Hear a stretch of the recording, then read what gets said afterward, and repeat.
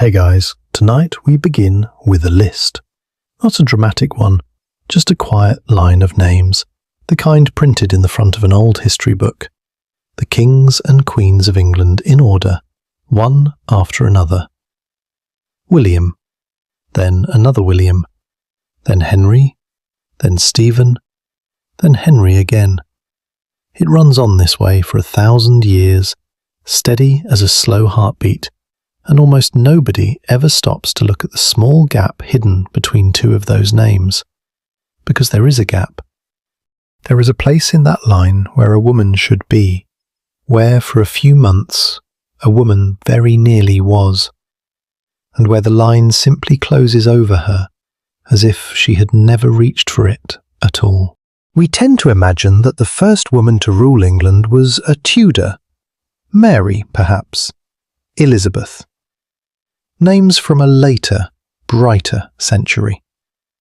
But 400 years before any of them, there was a woman who held a captured king in her power, who was proclaimed Lady of all the English, who waited in the heart of London on the eve of her crowning, the feast already being laid for it, and who, before the next sunset, was riding out of the city with a furious crowd roaring at her back, the crown still resting untouched on its cushion.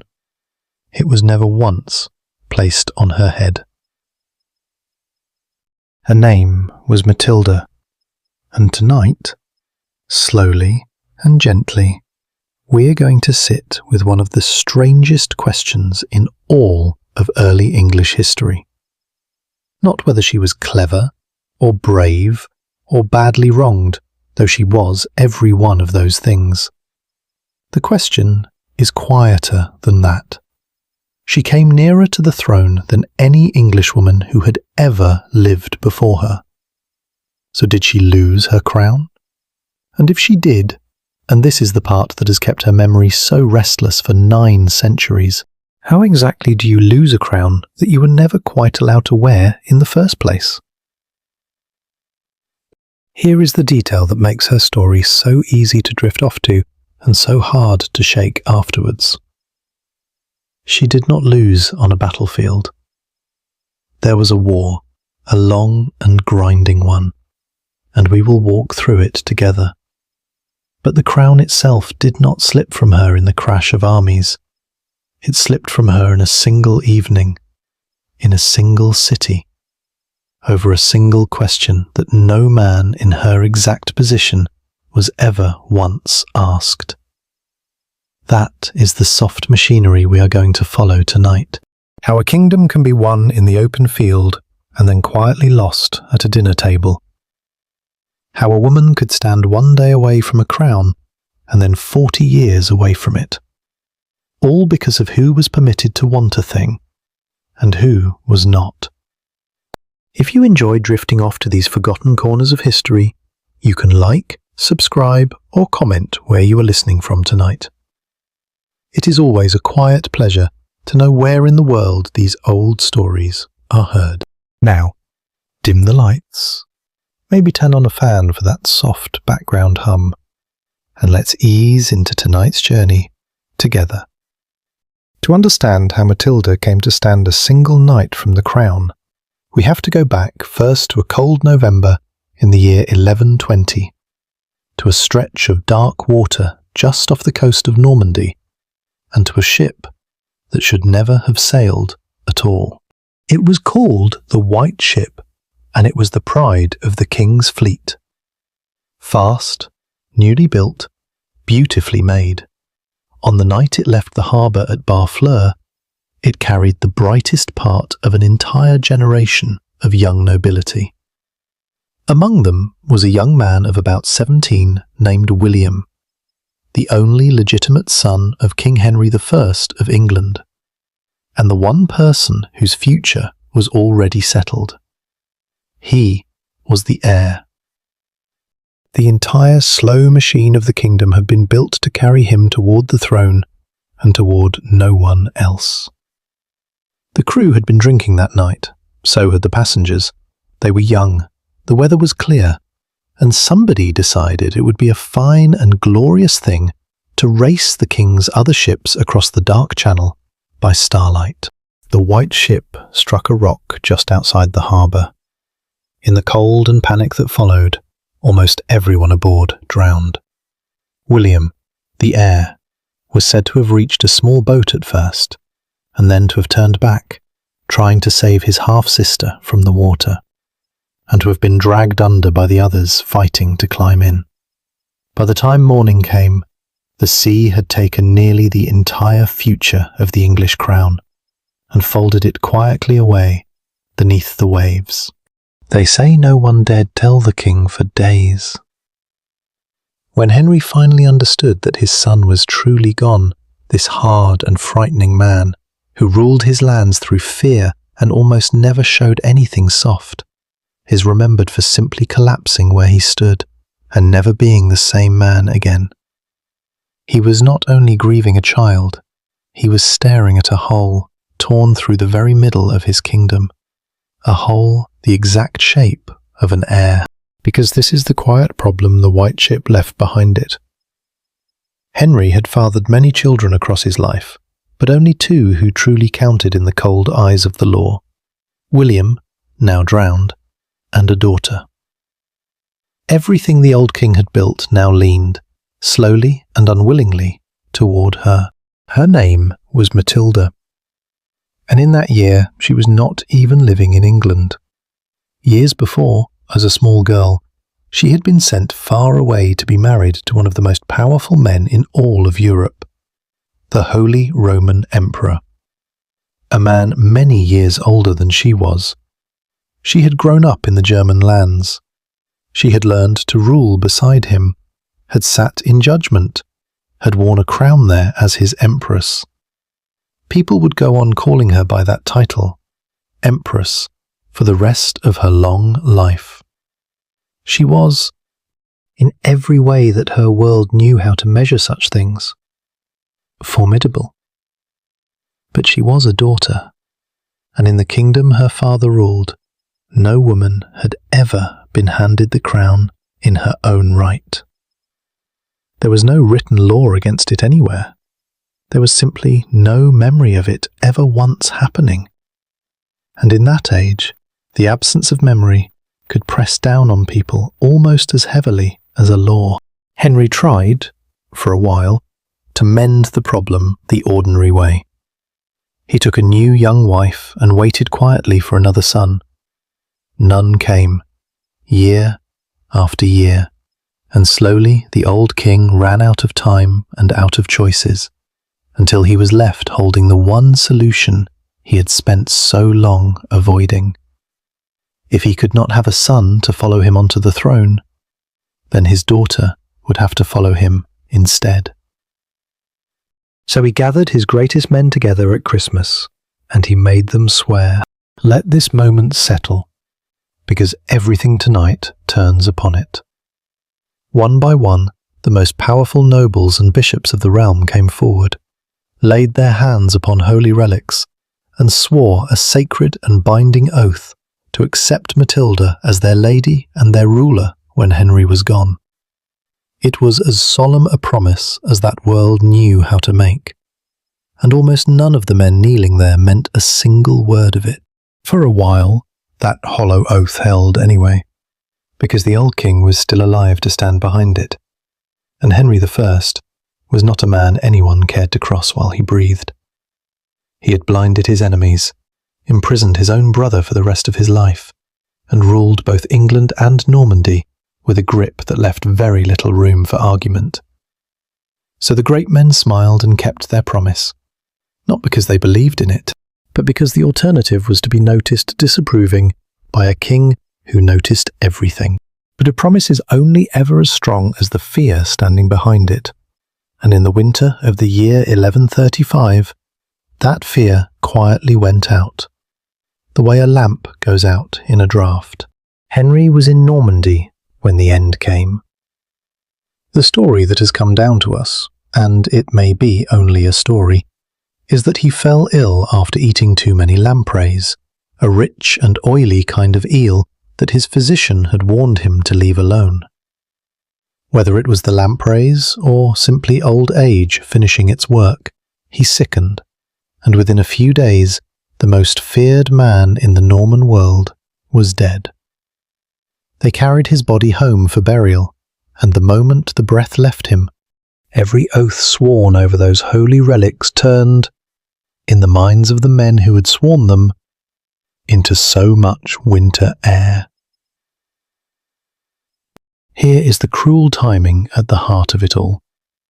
Matilda, the daughter he had spent years trying to seat upon his throne, was not there. She was far to the south, in the lands of her second husband, Geoffrey, the young Count of Anjou, and she and her father had not even parted on good terms. In the last months of his life they had quarrelled bitterly over castles and borders and the endless small grievances that grow between proud people.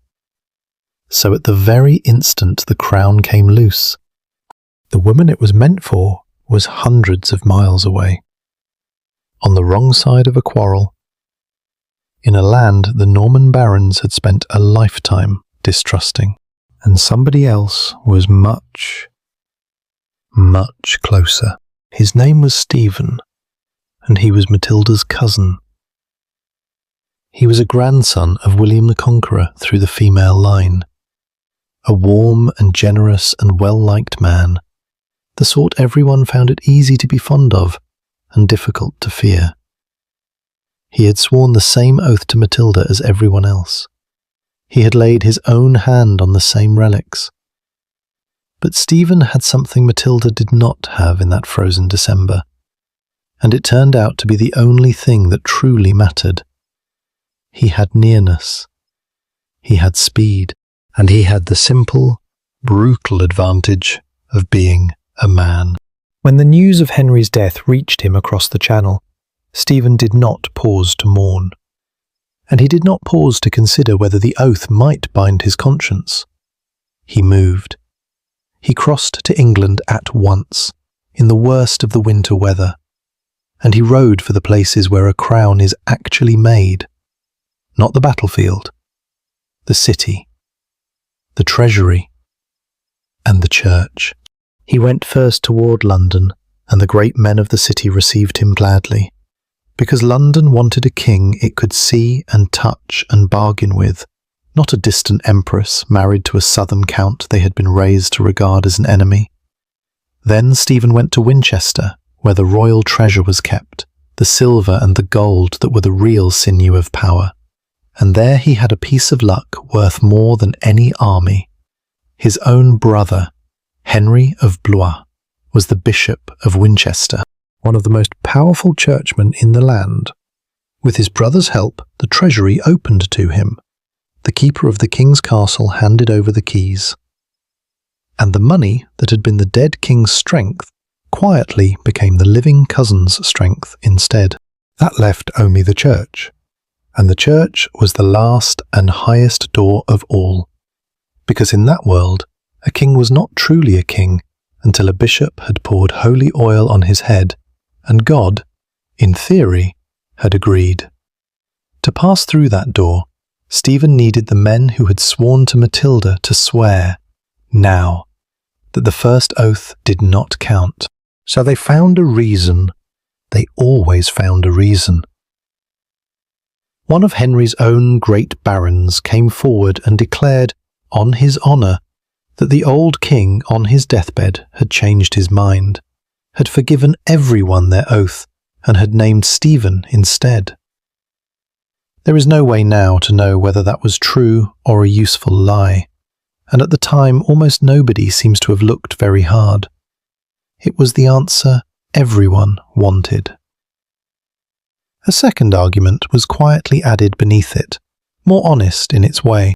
The oath to Matilda, men said, had been sworn under pressure, with the terrible old king watching, and a promise squeezed out of frightened men was no promise at all. And underneath even that lay the thing nobody needed to say aloud, because everyone already felt it. She was a woman. She was married to a foreigner, and the idea of bending the knee to her turned the stomachs of men who had spent their whole lives being told the world ran the other way. And so, just 3 weeks after Henry I breathed his last, on a cold day shortly before Christmas, Stephen of Blois was anointed and crowned King of England in Westminster Abbey. The holy oil touched his head. The bishops blessed him. The thing was done, and in the eyes of the law and the church, done properly. He was the king now, sealed by God and ceremony, and Matilda was simply a countess in Anjou with a grievance and a piece of paper full of broken promises. Picture the shape of it for a moment, because it is the whole secret of how she would later lose her crown in a single night. Stephen did not win the throne because he had the better right. By any honest reckoning of oaths, Matilda's claim was the stronger one. He won it because he was there and she was not. He won it the way you win a seat in a crowded room, not by deserving it, but by sitting down first while the other person is still walking toward the door. For most rivals, in most ages, that would have been the end of the story. The crown was on another head, the church had blessed it, the treasure was spent and the castles garrisoned. A reasonable person, especially a woman with no army and a husband whose interests lay elsewhere, would have counted the cost, swallowed the insult, and made her peace with a smaller, safer life. Matilda was not, by any account that survives, a reasonable person in that particular way. She had been raised since girlhood to believe a throne was hers by right, and she did not have it in her to let a cousin keep it simply because he had run faster through a December storm. Far away in the south, she began, very quietly, to think about how a crown that has been taken can be taken back. Taking a crown back, it turned out, was not a thing that could be done in a single bold stroke. It had to be done the way water takes back a sandcastle, patiently, from underneath, finding every weakness and widening it until the whole shape gives way. And Stephen, for all his charm, was a man with a great many weaknesses for the water to find. His trouble was not that he was cruel. It was almost the opposite.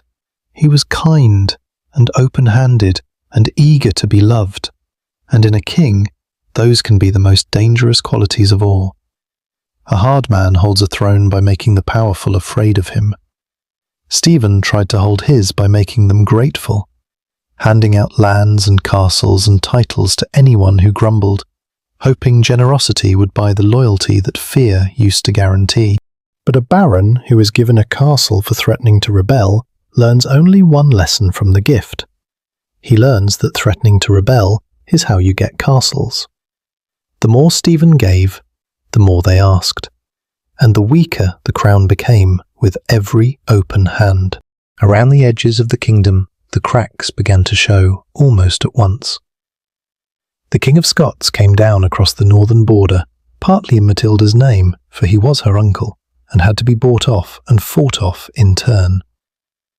In Wales, the lords pushed back against Norman rule, and among Stephen's own great men, the ones who had crowned him so eagerly, a quiet arithmetic began. They had chosen Stephen because he was easy. They were beginning to notice that easy and weak are very close neighbours, while the kingdom frayed. Matilda did something that is easy to overlook because it involved no swords at all. She went to law.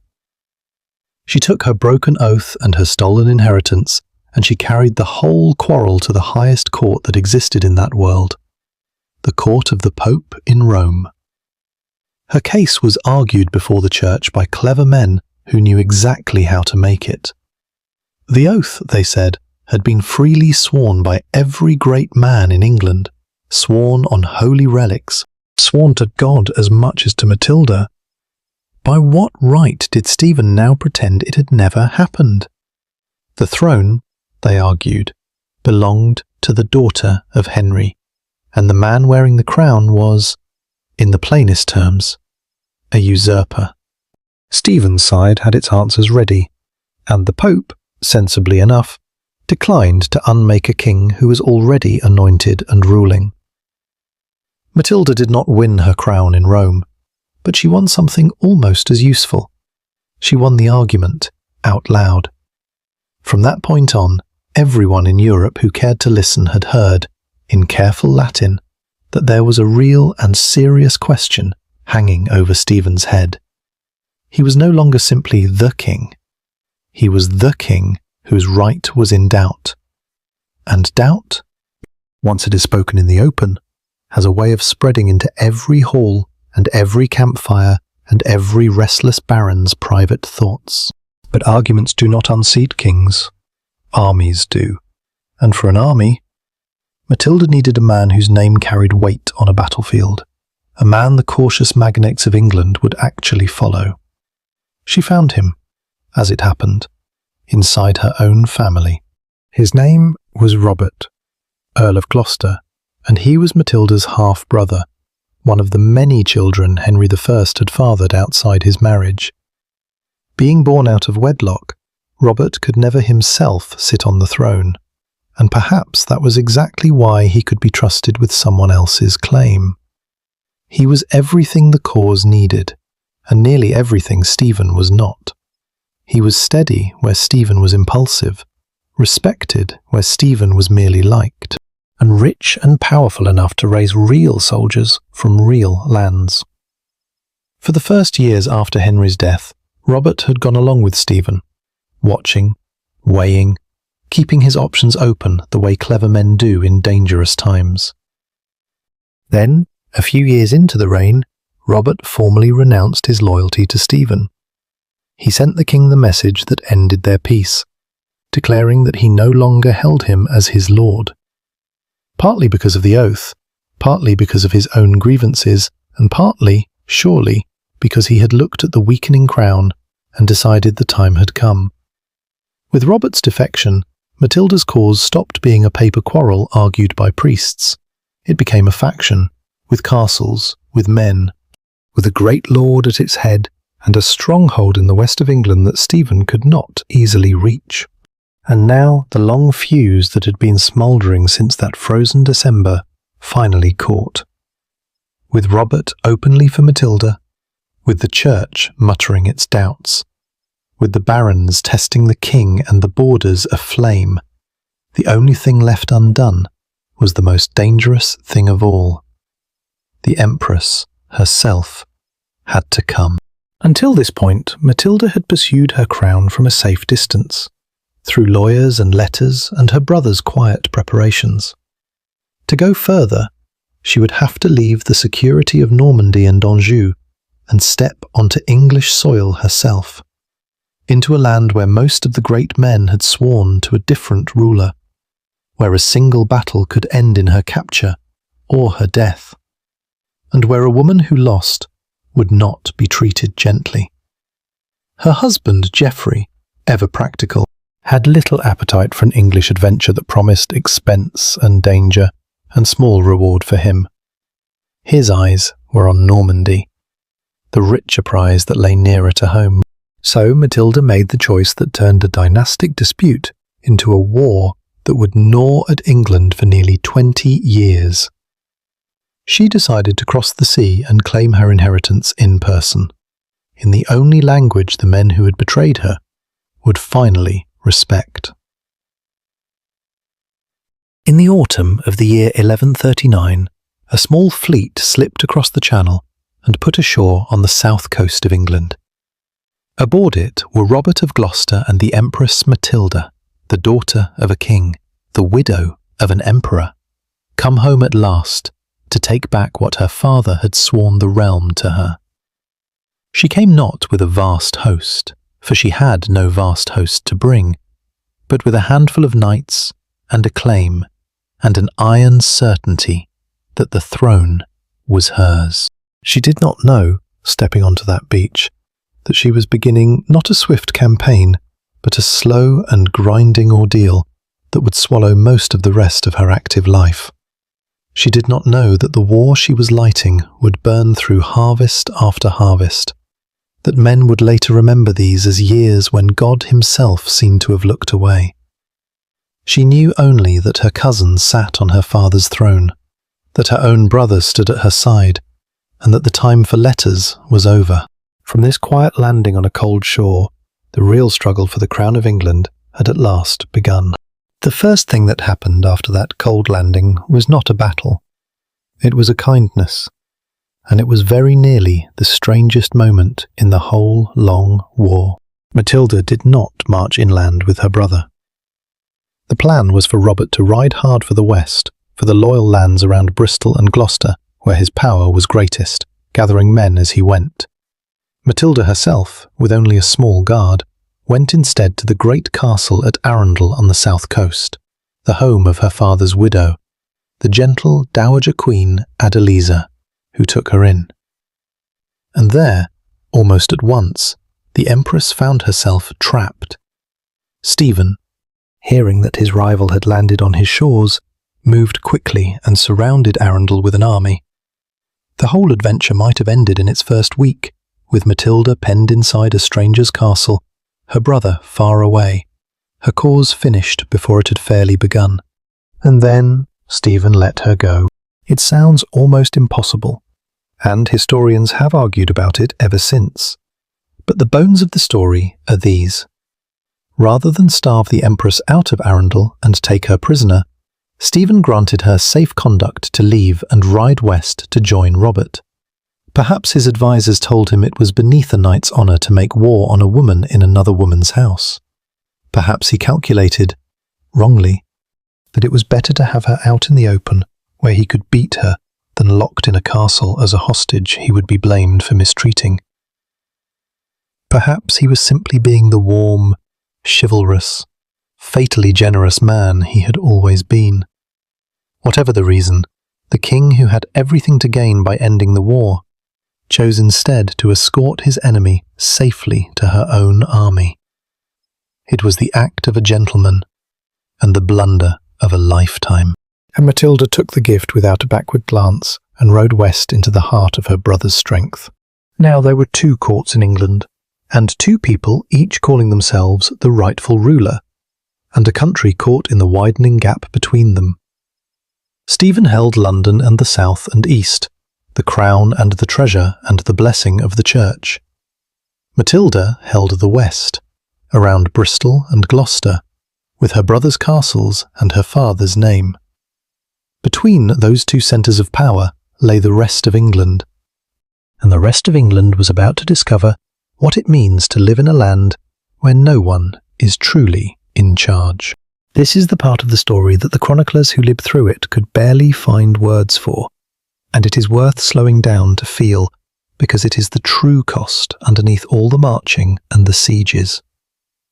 When a strong king dies and 2 weak claimants fight over his crown, the suffering does not fall on them. It falls on everyone below them. The great lords, freed from any master strong enough to punish them, built castles wherever they pleased, unlicensed strongholds of timber and stone that sprouted across the countryside like a rash. From those castles, they ruled their little patches of land as petty tyrants, and they paid for their private wars by squeezing the people around them. The monks who wrote the chronicles of these years describe it with a kind of stunned grief. They tell of men dragged from their homes and tortured to give up whatever they had hidden. They tell of villages burned, of fields left unploughed because there was no point sowing a crop that armed men would only trample or seize, of whole districts emptying as the living fled and the dead were left where they fell. They wrote that you could travel a full day and not find a single village still inhabited, nor a field being worked. And in one of the most haunting lines ever set down about this age, a chronicler wrote that men said openly that Christ and his saints were asleep. They had prayed, and no help had come. To people living through it, it truly seemed as though heaven had simply closed its eyes and looked the other way, while England tore itself apart. The English have a name for this stretch of years, and it is a quiet, terrible little word. They call it the Anarchy. 19 long winters, one chronicler reckoned it, 19 winters in which the land suffered and the great ones fought, and ordinary people learned to fear the sound of horses in the night. It was not one continuous battle. That is the thing to understand about a civil war of this kind. It was something slower and grimmer, a long smear of raids and sieges and shifting loyalties, of castles taken and retaken, of a baron who was for Stephen in the spring and for Matilda by the autumn because the wind of advantage had changed. Men changed sides the way the rest of us change our minds, weighing not justice but survival, asking with each turn of fortune only which claimant was more likely to win and to reward them for it. And in the middle of all of it, the two cousins circled each other, neither strong enough to finish the other, each holding half a kingdom and wanting the whole. Matilda's strength lay in the loyalty of the West and the iron competence of her brother Robert.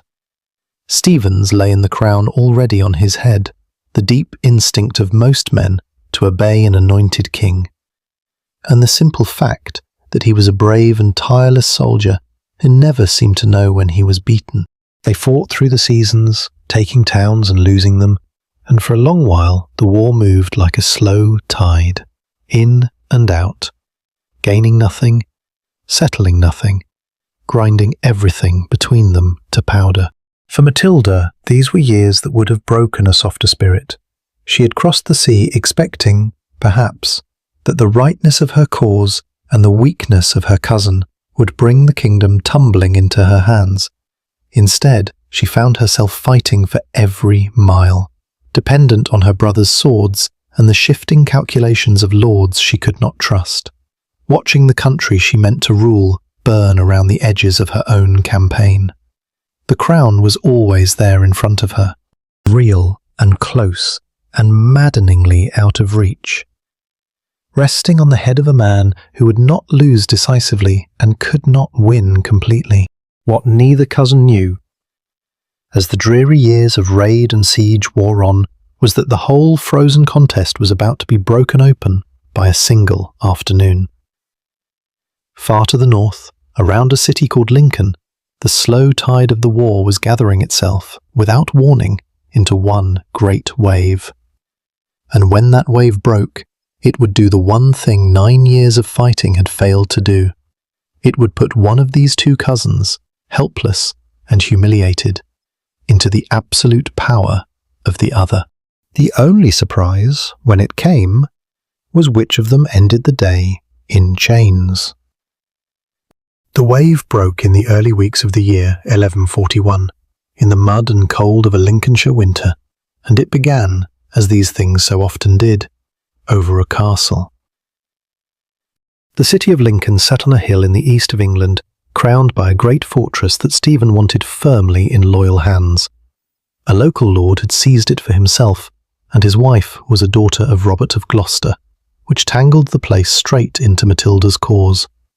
When Stephen marched there in the depth of winter to take the castle back, he trapped the rebels inside and settled in to besiege them. But Robert of Gloucester would not leave his kin and his allies to be starved out.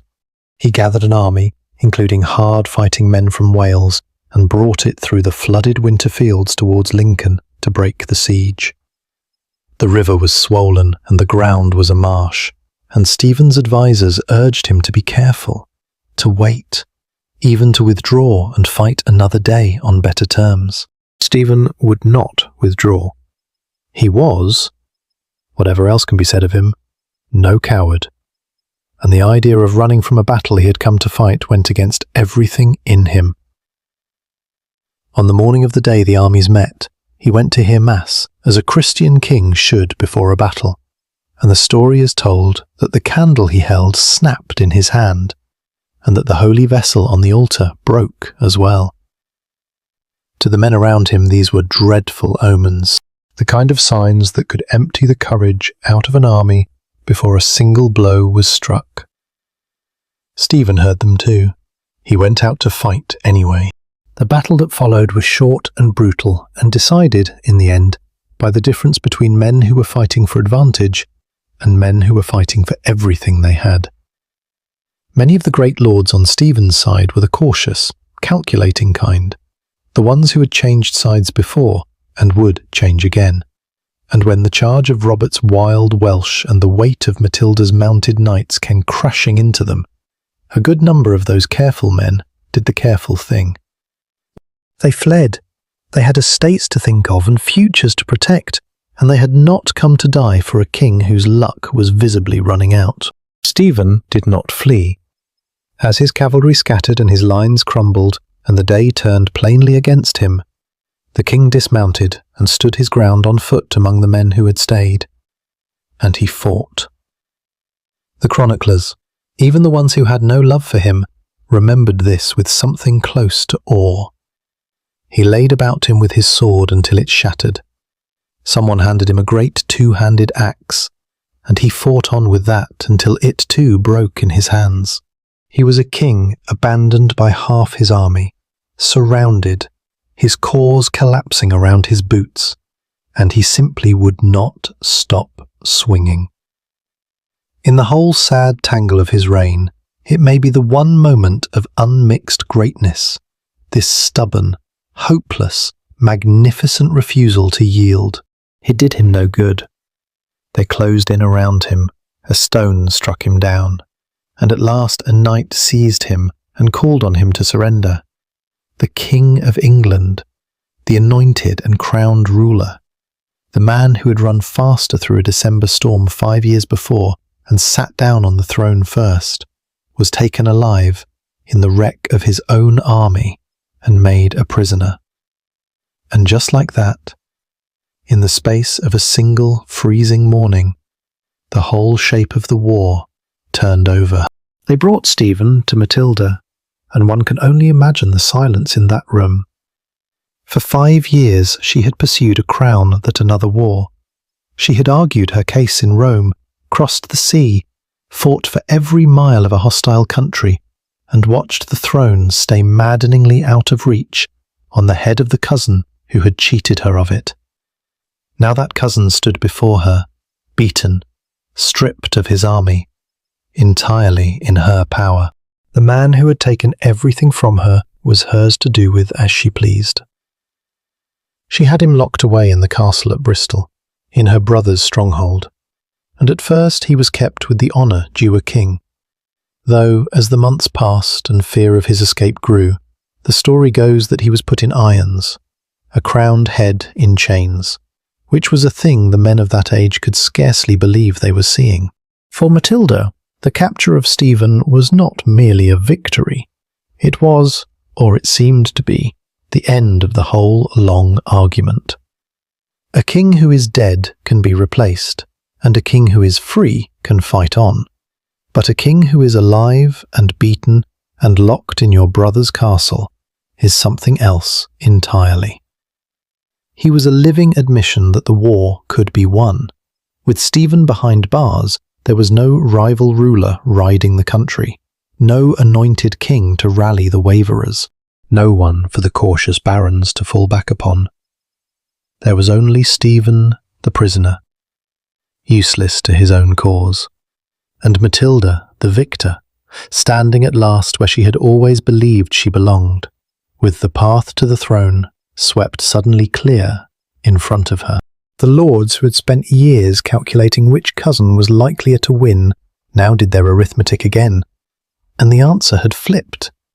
The winning side, plainly, was Matilda's side. The men who blow with the wind began to blow her way. Even Stephen's own brother, the powerful Bishop of Winchester, who had helped open the treasury all those years ago, read the new shape of things and came over, ready to crown the very woman his brother had spent 5 years keeping from the throne. It was the great turning of the whole war, the moment when everything Matilda had suffered for finally seemed about to pay. And this is exactly the place where her story becomes a warning instead of a triumph. Because the throne was not yet hers. A captured king is not a coronation. The crown still had to be lifted from the realm's idea of itself and placed, with oil and ceremony and the consent of the great city, upon her actual head. Between the woman who had won the war and the queen who would wear the crown, there remained a short stretch of road, only a few months long, that looked from where she stood like a gentle downhill walk into glory. It was not a downhill walk. It was the narrowest and most dangerous ground she had ever crossed. And she did not see the danger. Because the danger was not made of swords. It was made of pride, and of money, and of a proud city's memory, and of one fatal misjudgment about what a victorious woman was allowed to do. The war was won. The crown was waiting. And Matilda, with the throne finally within her reach, walked straight toward the single worst evening of her life. But for a little while that spring, none of the coming disaster was visible, and Matilda walked through the brightest weeks of her whole life, believing the worst was behind her. The king was in chains, the country was tilting her way, and one by one the great doors that had been slammed in her face 6 years before began, at last, to open. The first of them was Winchester, the old royal capital, where the treasure was kept and where Stephen's own brother, the bishop and papal legate Henry of Blois, now sat weighing which way the wind blew. He had crowned Stephen, he had opened the treasury for Stephen, but Stephen was a prisoner now, and the bishop was a careful and worldly man who had no intention of going down with a sinking cause. He came out to meet Matilda, and in a ceremony heavy with meaning, he handed her the royal castle of Winchester and what remained of the royal treasure, and he received her, publicly, as the lady of the land. The man who had built Stephen's throne with his own hands was now, with those same hands, helping to dismantle it. A few weeks later, the churchmen and great men gathered at Winchester in a formal council, and there they gave Matilda a title.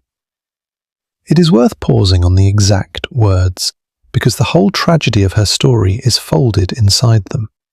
They did not call her queen, not yet. They named her Lady of the English, Domina, a careful and deliberate word, a title that meant she was the chosen ruler of the realm, but not yet the crowned and anointed one. It was a station on the road, the last station before the throne itself. A king or queen of England was not truly made by being chosen, or proclaimed, or obeyed. They were made in one place, by one act, the anointing with holy oil at Westminster. And until that oil touched her head, Matilda would remain the Lady of the English, and not the Queen. Think of it as standing in the doorway of a great hall, with your name already called, your place already set, the whole company on its feet, waiting for you to walk to the head of the table and sit down. Everything points to the seat. Everyone agrees it is yours. But you are still in the doorway. And a doorway is not a throne. And a great many things can happen in the few steps between. Still, in those weeks the steps seemed easy. Matilda had the treasure, the title, the captured king, the church's blessing, her brother's army, and the slow, steady turning of the waverers towards the winning side. All that remained was the city. To be crowned, she had to go to Westminster, and Westminster lay beside London, and London was the one power in England that no claimant to the throne could afford to ignore. London in that age was not simply a town. It was the richest and proudest community in the kingdom, a city of merchants and craftsmen and powerful guilds, accustomed to being courted by kings and to driving a hard bargain in return for its loyalty. The Londoners had a high sense of their own importance, and they had earned it, for their money and their goodwill could make a reign or break one. They had been firmly attached to Stephen, partly out of long habit, and partly because Stephen's queen, who was also named Matilda, held lands close by and had cultivated the city carefully for years. But Stephen was beaten and behind bars, and even London could read the direction of events. When the Empress came to claim her coronation, the city opened its gates to her and let her in. So at midsummer in the year 1141, Matilda entered London in something close to triumph. The Lady of the English come to be made queen at last, in the abbey beside the river. After 6 years of exile and argument and grinding war, after the broken oath and the stolen crown, and the long humiliation of being the rightful heir whom no one would obey, she stood inside the great city with her coronation arranged and the throne a few short days away. The preparations went forward. A feast was ordered to mark the great occasion, the kind of feast a city lays on for the making of a monarch. In every way that could be seen and counted, she had won. And here, exactly here, at the summit of everything she had fought for, the whole story is poised on its single, fatal point. And it is worth holding still for a moment before it falls, because what happens next happens fast. The danger Matilda faced in London was not the danger she had spent 6 years learning to survive. It was not an army, or a siege, or a battle in the mud. There was no enemy host outside the walls. Stephen was in chains far away. The city had let her in. By every measure of the war she had been fighting, she was perfectly safe. The threat that was about to destroy her did not look like a threat at all. It wore no armor. It came in the shape of a proud city's expectations and a victorious woman's pride. And the gap between what she believed a ruler was owed and what these particular men were willing to give her. For all her brilliance, and she was brilliant, Matilda had a weakness that her enemies would later make the whole of her story, though we must be careful here, because almost everything we know of her supposed faults comes from men who hated her cause and wrote to justify her fall. They said she was haughty. They said she carried herself with a hard, imperious pride, that she had been an empress and could not unlearn the manner of one, that she spoke to the great men of England as though they were servants, rather than the proud lords whose support she still desperately needed. How much of this is true, and how much is the slander of the winning side, no one can now say with certainty. But something went wrong in those few days in London, something in the meeting between this proud, weary, finally victorious woman and a proud, wealthy, watchful city. And, whatever its exact shape, it was enough. Because Matilda, standing one short walk from the throne she had bled for, was about to make a demand of the City of London. And the City of London was about to give her an answer she had not, in all her long calculations, imagined was possible. She had survived the broken oath and the hostile country and the captured king. She had outlasted 6 years of war and arrived at the very edge of the crown. And she was about to lose all of it. Not over weeks or months, but in the course of a single summer evening, before the feast laid in her honour had even grown cold on the table. The demand she made was about money, and on the surface it was not even unreasonable. Matilda had a war to pay for. Armies eat silver the way fire eats wood, and hers had been burning through it for years. The royal treasure she had taken at Winchester was not bottomless, and the men around her needed paying if they were to keep their swords on her side through the work still ahead. London was the richest purse in the kingdom, so Matilda asked the city for a large sum of money, a heavy tax to fund her cause. and she asked for it in the manner of a ruler informing subjects of their duty, rather than a guest requesting a favour. The Londoners did not want to pay it. They came to her with a plea instead. They told her the city was poor, worn down by the long years of war and the disruption of trade, and they begged her to be gentle with them, to lighten the burden, to remember that they had opened their gates to her, and to treat them as friends she needed, rather than a treasury she owned. They had, after all, long been Stephen's city. And they asked, too, for some consideration of the old loyalties, perhaps even mercy for their captured king, who many of them still thought of with affection. It was the moment for the kind of grace that costs a ruler nothing and buys a lifetime of loyalty. A softer answer, a smaller sum, a few warm words about shared hardship, and London might have carried her to the throne on its shoulders. Matilda gave the hard answer. According to the men who recorded it, and they were not her friends, she refused the city's pleas with anger rather than tact. She would not lower the sum. She would not soften toward a city that had supported her enemy for years and now, in her hour of triumph, dared to bargain with her over what she was owed. She reminded them, in effect, that they had been on the wrong side, and that the time for negotiating their comfort had passed. Whether her words were truly as cold as the chroniclers claimed, or whether they simply sharpened the truth to ruin her name, the result was the same. The richest and most dangerous city in England went away from that meeting not chastened, but furious, feeling that they had welcomed a tyrant in place of a friend, that this woman meant to grind them down rather than rule them gently, and that they had made a terrible mistake in opening their gates. And here we come to the secret weakness that the whole long war had hidden until this exact moment. Matilda had won everything by the sword and the law and the slow turning of the great lords.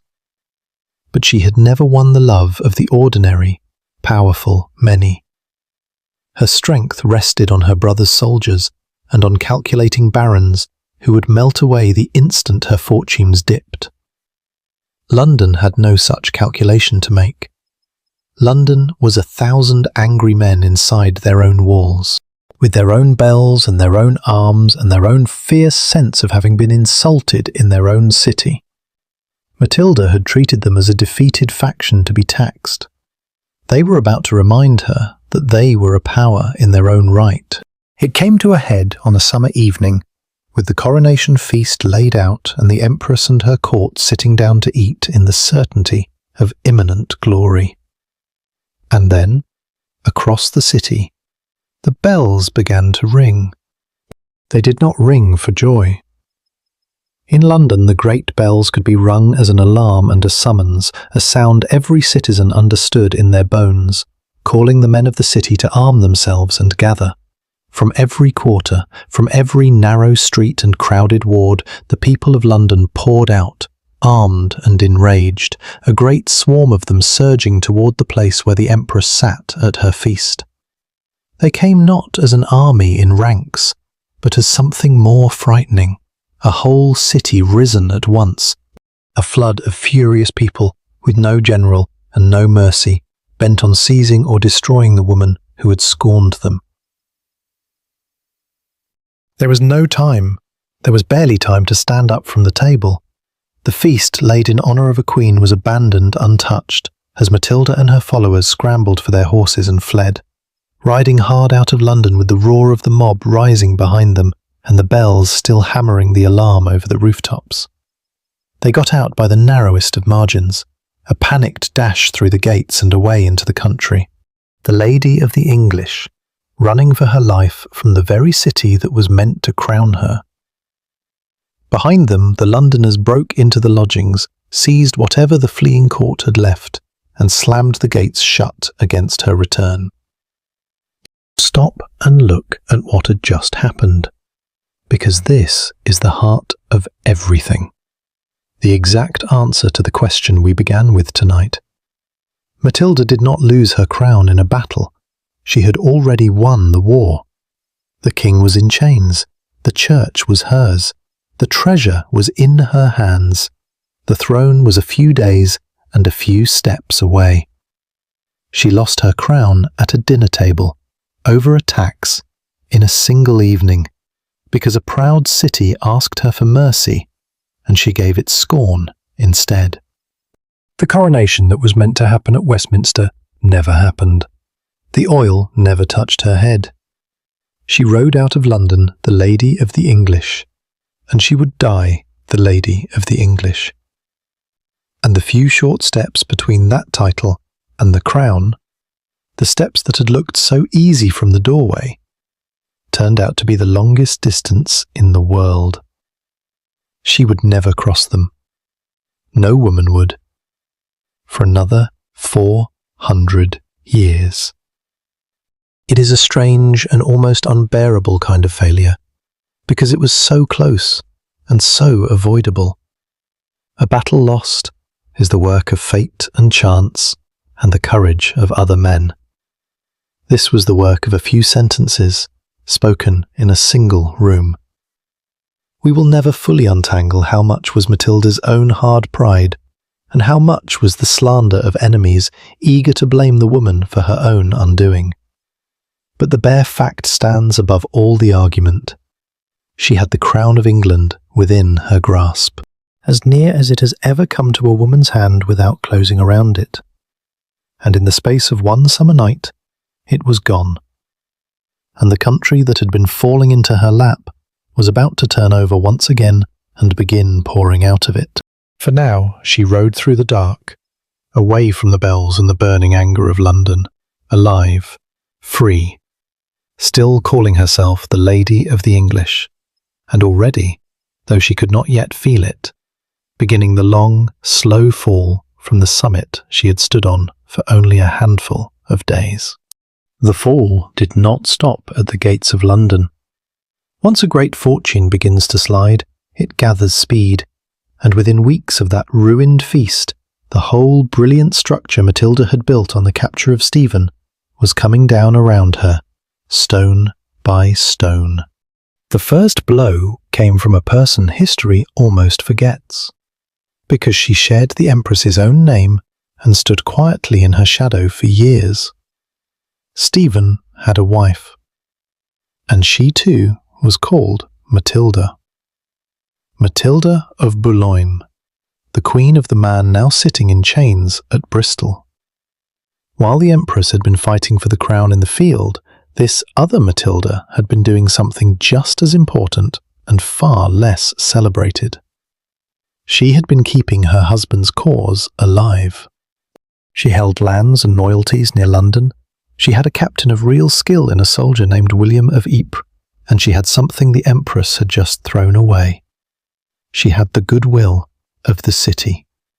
When the Londoners rose and drove the Empress out, it was into the arms of Stephen's queen that the city turned, and suddenly the royalist cause, which had seemed finished the morning after Lincoln, had a leader, an army, and a furious capital at its back. The Bishop of Winchester read the new weather as quickly as he had read the old. Henry of Blois, who had handed Matilda the treasure and helped proclaim her Lady of the English only weeks before, now looked at the Empress fleeing London in disgrace and at the Queen rising in strength. And he did the arithmetic one more time. He slipped away from Matilda's cause and back toward his brothers. The man had now changed sides so often that loyalty barely seemed the right word for anything he did. But his timing, as always, was deadly. With the bishop gone, Winchester itself, the city that had welcomed Matilda in triumph, turned hostile at her back. Matilda, still proud, still refusing to read her own ruin, went to deal with the faithless bishop directly. She brought her army to Winchester and laid siege to the bishop's stronghold within the city, meaning to crush this betrayal as she had crushed every obstacle since Lincoln. It was a fatal overreach. While she sat besieging Winchester, the forces of the Queen and William of Ypres came up behind her and besieged the besiegers. The hunter became the hunted. Matilda's army, pinned inside a hostile city with enemies closing around it, found its supply lines cut and its position collapsing, and what had begun as her siege turned into a desperate scramble to escape before the trap closed completely. The escape from Winchester. In the late summer of that same year became known as the Rout, and the word is exact. As Matilda's army broke and ran, the retreat dissolved into chaos, a panicked flight with the Queen's men cutting at their heels.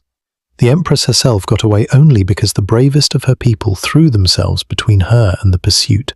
She rode hard and far to safety, exhausted and humiliated. The second headlong flight she had made in a single summer. But the man who saved her paid the full price for it. Robert of Gloucester, her half-brother.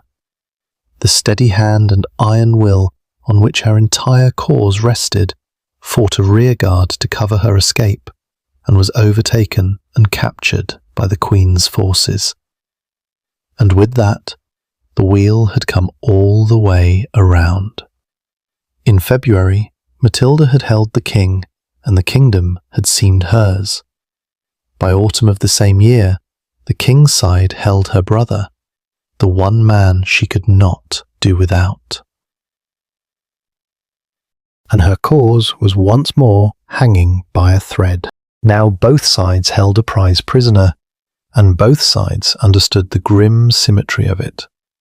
Matilda had Stephen, the anointed king, locked at Bristol.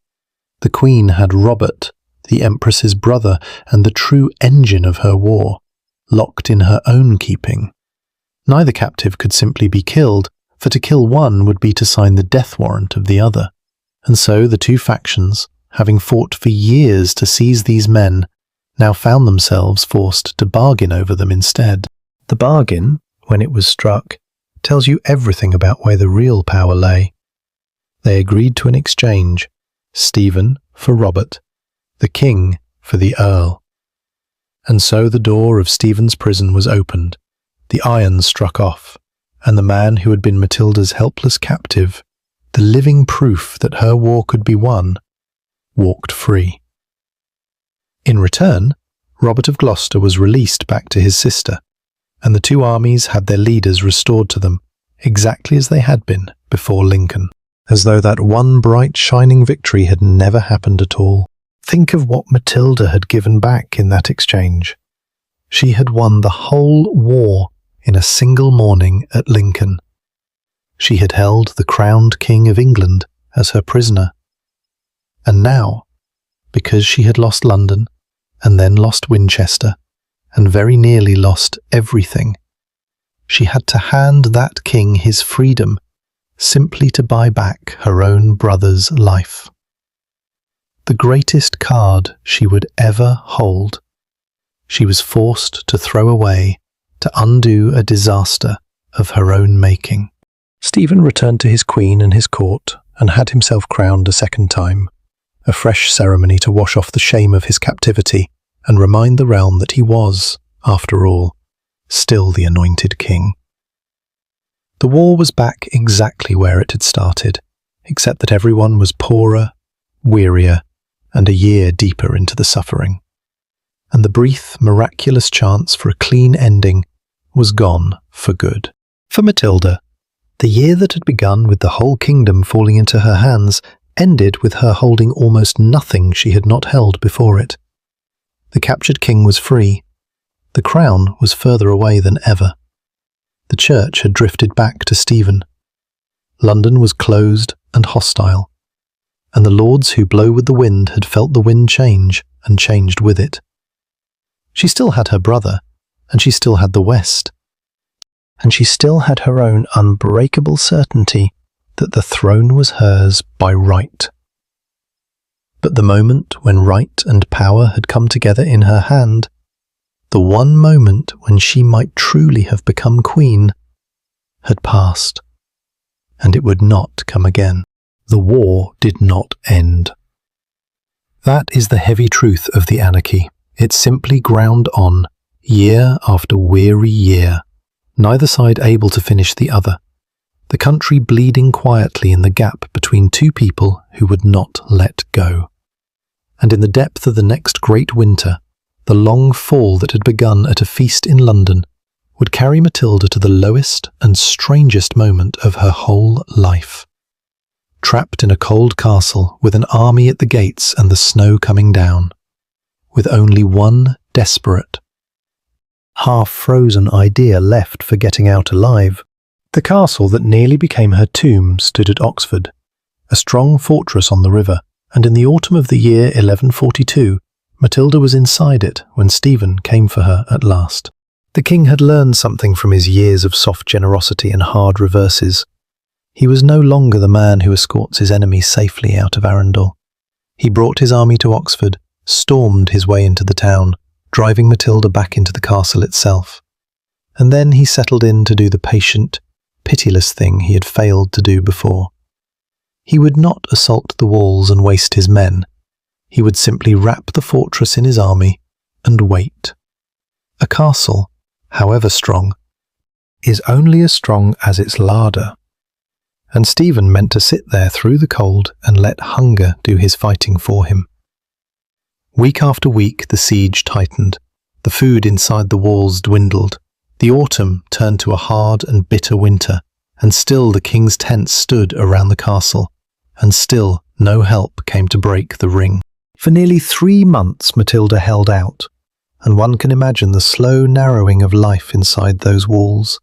The rations cut and cut again, the cold seeping into the stone, the watch on the battlements staring out at the campfires of an enemy who had only to be patient. By December, the situation had become hopeless in the plainest sense of the word. The food was almost gone. No army was coming to save her. Soon the choice would be to surrender or to starve. And surrender meant falling alive into Stephen's hands at last. The very thing that had been her own greatest weapon turned now against her. The Lady of the English, who a year and a half before had held the King of England in chains, was about to become his prisoner in turn, with the war very likely ending on the day the gates of Oxford opened. And then she did the thing that made her, of all the half-forgotten figures of that age, a story people still tell. The accounts that come down to us are part history and part legend, and we cannot be sure of every detail. But the heart of it is too vivid and too well attested to be invented whole. On a night deep in December, with the snow lying thick over the land and the river frozen hard, Matilda dressed herself and a few companions in white, not for ceremony, for camouflage. White cloth against white snow, so that figures moving in the dark would melt into the frozen ground and the drifting flakes. And then, by some quiet way out of the castle, a small door or a rope lowered from a tower, she slipped out into the freezing night, into the very middle of the army that had come to take her. Picture it, because it is one of the strangest images in all of English history. A woman who had been an empress, the daughter of one king and the rival of another, the chosen ruler of the realm, creeping on foot through the snow in a white cloak, past the watchfires and the sleeping tents of the men sent to capture her, with the cold biting through everything and every footstep a risk of discovery. They crossed the frozen river on foot, the ice bearing their weight where a boat could never have passed unseen. And they pushed on through the snow-covered country in the dark, mile after freezing mile, until they reached safety at a friendly stronghold further up the river. By the time Stephen's men understood that the prize they had starved for 3 months was no longer inside the walls, she was long gone, vanished into the winter night as completely as if the snow had simply closed over her. It is, if you let it settle, an almost unbearably lonely image. And it tells you more about Matilda than any chronicler's praise or slander ever could. Here was a woman who had been raised in palaces, married to an emperor, served on bended knee, who had come within a single evening of the crown of England.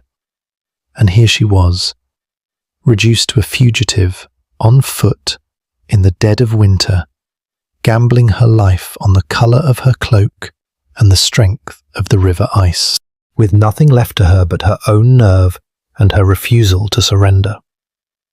Almost anyone else would have opened the gates of Oxford and accepted an honourable captivity. She chose the frozen river instead. Whatever else can be said about her pride, or her temper, or her fatal hardness in London, no one who walks out into an enemy army in a snowstorm rather than yield can ever be called a coward. And yet, step back from the cold beauty of it and the harder truth comes clear. The escape from Oxford was magnificent, and it changed nothing. She got away with her life, but she left the castle and the town and that whole stretch of the war to Stephen. The siege that should have ended everything ended instead in a draw that favoured the king, and the great daring escape, for all its glory, was the act of someone losing, not someone winning. You do not flee through the snow in a white cloak when things are going your way. The very brilliance of her survival was a measure of how far she had fallen since that summer feast in London. A year and a half before, she had been arranging her coronation. Now her greatest achievement was simply not being caught. This is the quiet shape of the years that followed, and it is worth understanding, because it is where the story of the crown truly comes to rest. After Oxford, the war did not end, and it did not turn. It simply went on and on, a grey deadlock with no victory in it for anyone. Matilda held the west. Stephen held the centre and the east. Neither could break the other. The castles changed hands and changed back. The harvests failed, and the people suffered, and the chroniclers ran out of new ways to describe the misery. And slowly, through these long, flat years of stalemate, something began to shift inside Matilda's own understanding of what she was fighting for. For she was no longer a young woman, and the crown was no nearer than it had been the day she landed. The throne of England, she was beginning to grasp, was not going to be placed on her head. The men of that country would not have her, not after London, not as a woman ruling in her own right, not while Stephen lived and held the centre of the realm. The thing she had wanted since girlhood, the thing her father had sworn the kingdom to give her, was simply not going to happen for her. And somewhere in the cold years after Oxford, she came to know it. But she had a son, and the crown that would never sit on her own brow might yet be made to sit on his. Slowly, deliberately, Matilda began to do the hardest thing a person who has fought their whole life for one prize can do. She began to let go of winning it for herself, and to start winning it instead, for the boy who would carry her blood and her claim into a future she would not live to rule. The turning of a whole life from one purpose to another does not happen in a single morning. It happens the way a season changes, so gradually that you cannot name the day it began, only notice, after a while, that the light has shifted. So it was with Matilda in the long grey years after Oxford. She did not announce that she was giving up her own claim. She simply began, more and more, to act as the mother of a future king rather than as a queen still waiting for her crown. The boy in the centre of this slow turn was her eldest son, Henry, the child of her marriage to Geoffrey of Anjou. He had been a small boy when the war began, growing up across the sea while his mother fought for a throne in a country he barely knew. But children have a way of becoming the most important people in a story while no one is watching. And through the dragging years of stalemate, this boy was quietly growing into something formidable. He had his grandfather's hard intelligence and his mother's iron will and his father's restless energy. And he had one priceless advantage that Matilda herself could never possess. He was a man. The throne that England would not grant to a woman, it might one day grant to her son. And Henry carried in his blood the claim of the old King Henry I, passed down through his daughter to him. Matilda saw this clearly, and she bent her whole remaining strength toward it. As the years wore on and her own cause stalled, she shifted from the woman who would be queen to the woman who would make a king, holding the western lands, keeping the claim alive, guarding the inheritance so that when her son came of age, there would still be something for him to fight for. It was a profound and difficult act of letting go, and it is the part of her story that the chroniclers, busy recording her supposed pride, almost entirely miss. The hardest thing she ever did was not the escape across the frozen river. It was surrendering the dream of her own coronation and turning all that fierce ambition toward a crown she would never wear for the sake of a son who would. Around her, England settled into a kind of exhausted endurance. The war had lost whatever heat of righteousness it once had and become simply a condition, a weather, a thing people were born into and grew old beneath. The chronicler's word for it, that long count of 19 winters, captures the grinding sameness of it better than any tale of battles. The great castles still glowered at one another across the divided land. The barons in the middle, the ones who had built their unlicensed strongholds and ruled their patches as little kings, had less and less reason to care which cousin nominally sat above them. For in the day-to-day truth of things, they answered to no one. A whole generation was growing up that had never known a strong king, never known a realm at peace, never known a year without the fear of armed men on the road. And in the slow attrition of those years, the leaders of the old quarrel began, one by one, to fall away. The most grievous loss to Matilda came when her brother died, Robert of Gloucester, the steady rock on which her entire cause had been built, the man who had crossed the sea with her and saved her at Winchester, and held the West together through every reverse, came to the end of his life in the late stretch of the war. Without him, Matilda's position in England, already weakening, lost its last great pillar.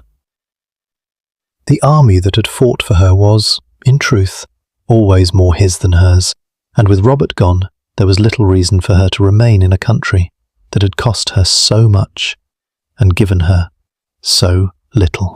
So, a few years after Oxford, Matilda did the last, hard, sensible thing of her active life. She left England. She crossed back over the sea to Normandy, to the lands her husband and her growing son had been securing while she fought, and she did not return. After more than 9 years of war on English soil, after the broken oath and the captured king and the lost coronation and the frozen river, she withdrew from the field. To a careless eye, it looked like defeat, and in the narrow sense it was. She had come to take a crown, and she left without it, never to set foot in England again. But it was not surrender. It was a handing on of the torch. In Normandy, Matilda took up a different kind of power, settling into the role of a great lady and ruler in her own right across the Channel, governing, advising, holding the family's lands and dignity, and above all, preparing the way for her son. She made her court a place where the claim of her house was kept bright and ready. She used her experience, her connections, and her formidable name to smooth the path for young Henry, so that when he was old enough to press the family claim, he would do it not as a boy adventurer, but as a prince with lands, allies, and the weight of a great inheritance behind him. And here the story performs its quiet, beautiful reversal, the thing that lifts it above a simple tale of failure. Everything Matilda had suffered, every mile of the war, every reverse and humiliation, had not won her the crown. But none of it had been wasted, because all of it had kept the claim alive long enough to pass to someone who could finish what she had started. She had not won, but she had refused, through 9 bitter years, to let her family lose. And that refusal was about to bear a fruit greater than any coronation of her own could have been. For her son Henry was no longer a boy. He was becoming one of the most capable and ambitious young men in all of Europe. And he was beginning to look across the Channel at the worn, divided, exhausted kingdom that his mother had been unable to seize, and to see in its weariness not an obstacle, but an opening. The stalemate that had defeated Matilda would not defeat him. Where she had come with a claim and a handful of knights, he would come with armies, with lands, with one of the richest marriages in the history of the medieval world, and with the patient groundwork his mother had laid stretching out before him like a road. The crown that had slipped from Matilda's grasp at a feast in London was still out there, still resting uneasily on the head of an old and tired Stephen, whose own grip was failing and whose own line was thinning. And riding toward it now, with all the force his mother had never been able to gather, came the boy she had given up her own throne to raise. The long defeat of the mother was about to become the swift, decisive victory of the son. To understand how completely the son would succeed where the mother had failed, you have to look at the young man Henry had become by the time he was ready to make his move, because he was, by any measure, a force the medieval world rarely produced. He was not tall, and he was not handsome in the way of the troubadour's songs. But everyone who met him remembered the energy that seemed to pour off him, a restless, tireless, almost frightening drive. He could not sit still. He wore out his courtiers and his horses with constant movement, riding from one end of his lands to the other, always working, always planning, devouring business with a quick and ruthless mind. He had been raised partly in the warmth of his mother's careful guidance, and partly in the hard school of the war itself, and he had inherited the claim of his grandfather, the old king who had sworn the realm to Matilda. Where his mother had spent her strength holding ground, Henry meant to take it. And he began by securing the one thing his mother had never truly had, a base of power so vast that it dwarfed anything Stephen could bring against him. It came to him partly by inheritance, and partly through the most audacious marriage of the age. There was, in those years, a woman who held in her own right one of the greatest territories in France, the rich and sprawling duchy of Aquitaine in the south, a land of vineyards and warm cities and immense wealth. Her name was Eleanor, and she was one of the most remarkable figures of the whole medieval world. Clever, willful, and accustomed to power. She had been married to the King of France himself, but that marriage had soured and was dissolved, and almost the moment she was free, the young Henry moved with the speed that defined everything he did. He married her. The match joined his lands in the north, Normandy and Anjou, and the claim to England, with her vast holdings in the south, and in a single stroke it created a span of territory so enormous that the young man now controlled more of France than the King of France did. He was, before he had even crossed to England, one of the most powerful princes in Europe, master of a great arc of land from the Channel coast to the borders of Spain. The boy his mother had given up her crown to raise had, by his own energy and one brilliant marriage, gathered into his hands a power that made Stephen's worn and divided kingdom look small. Matilda watched all of this from her settled life in Normandy, and we can only guess at what she felt, for she was not the kind to set such things down. But the shape of it must have given her a deep and complicated satisfaction. The crown she could not seize for herself was now within reach of the son she had protected through all the bitter years, and he was reaching for it with resources she had never dreamed of commanding. Her long defeat was turning, before her own eyes, into the foundation of a dynasty. Across the Channel, meanwhile, the cause of Stephen was quietly dying of its own exhaustion. The old king was worn down by decades of fighting, by the endless betrayals and reverses, by the simple grinding cost of trying to hold a kingdom that would not be held. He was no longer the warm, vigorous knight who had raced through a December storm to seize a throne. He was an aging man who had spent his whole reign at war and had very little to show for it but a tired country and a contested crown. And Stephen had one hope above all others, the same hope that drives every king, the hope of passing his crown to his own son and founding a line of his own. He had a son named Eustace, a young man he had spent years trying to establish as his heir, working to have him recognized and crowned in his own lifetime, so that the throne would pass smoothly to the House of Blois and Matilda's whole struggle would come to nothing.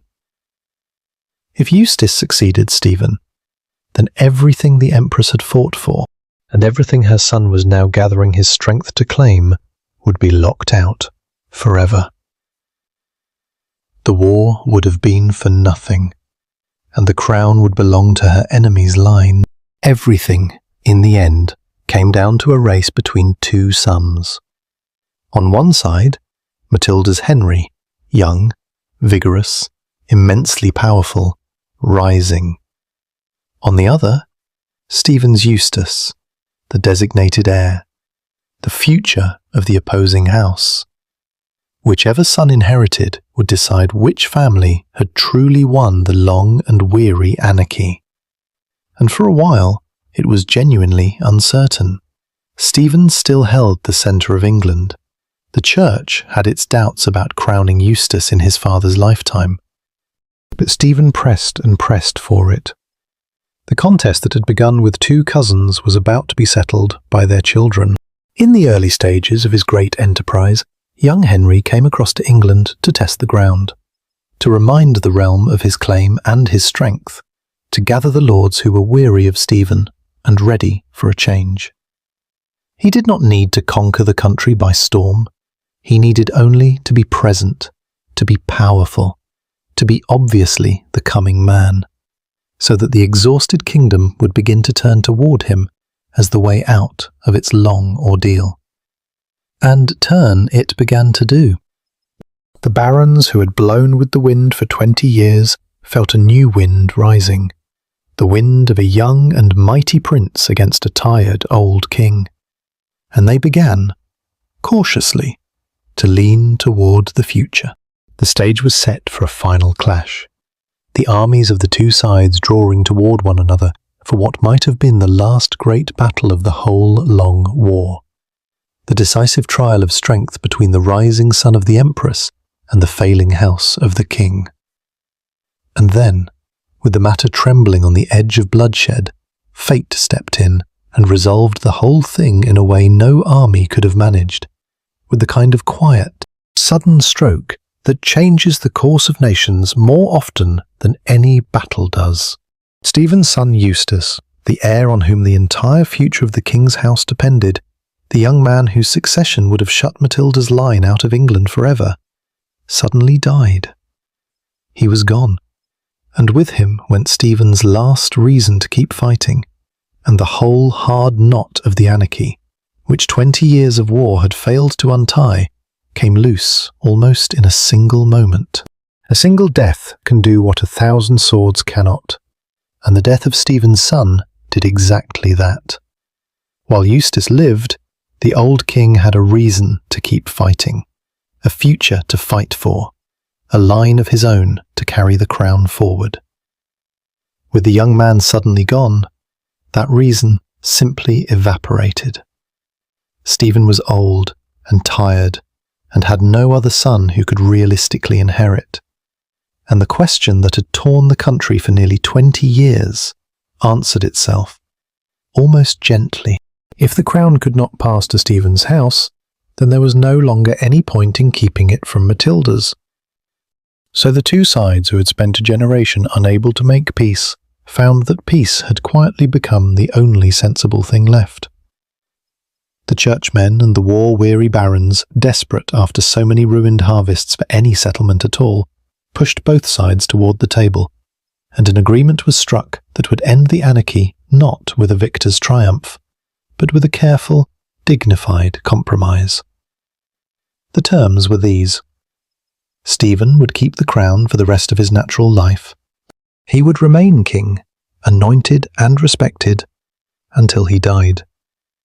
But he would set aside his own family's claim and name Matilda's son Henry as his heir and successor, adopting him, in the formal language of the age, as his son. When Stephen died, the throne would pass not to the House of Blois, but to the House of the Empress, and the long war would be over. It was a strange and human ending, when you think about it. After all the blood, the two halves of the quarrel agreed simply to wait. Stephen would have his years on the throne. Henry would have the throne after them.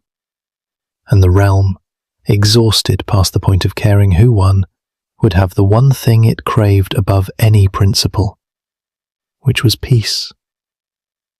As part of the settlement, the great unlicensed castles, those nests of petty tyrants that had sprung up across the land in the lawless years, were to be pulled down. The foreign mercenaries were to be sent away. The royal lands that had been carved up and stolen were to be gathered back. The machinery of a single, strong kingdom, broken for 2 decades, was to be slowly reassembled. You can almost feel the whole country exhale. For Matilda, far off in Normandy, the news of this settlement must have landed with a feeling almost too tangled to name. She had not won. Let us be clear and honest about that, because it is the truth her story rests on. She would never be queen. Her own coronation, lost on that summer night in London, was lost forever. And the agreement that ended the war did not so much as pretend otherwise. The crown went to her son, not to her. And yet, in every way that a proud parent measures the world, she had won the only victory that finally mattered. The throne her father had sworn to her. The throne that the men of England had cheated her out of. The throne she had bled and frozen and fled for through 9 bitter years, was going to her blood after all. It was going to Henry.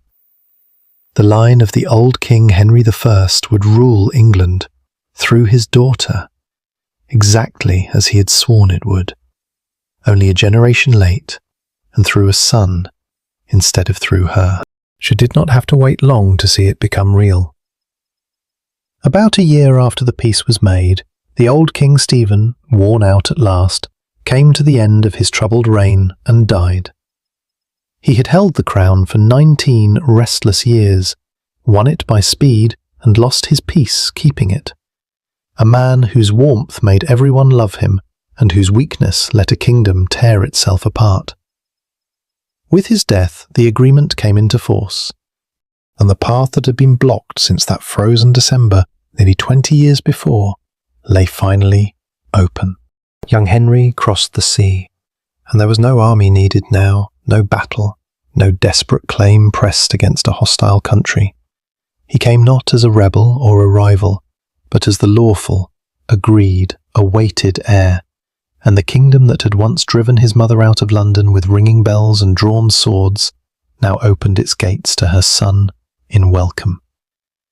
Before the year was out, in the great abbey at Westminster, the very place where the oil had never touched his mother's head, Henry was anointed and crowned King of England, the crown that Stephen had seized, that Matilda had won and lost, that had hovered for a generation just beyond her reach, came down at last and settled, with full ceremony and the blessing of the church and the consent of the realm, upon the head of her son.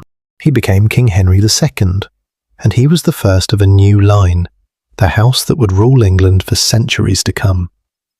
The young man his mother had protected through the long war, raised and guided and given up her own ambition for, now held in his own hands not just England, but a great dominion stretching across the sea, the most powerful realm in the Western world.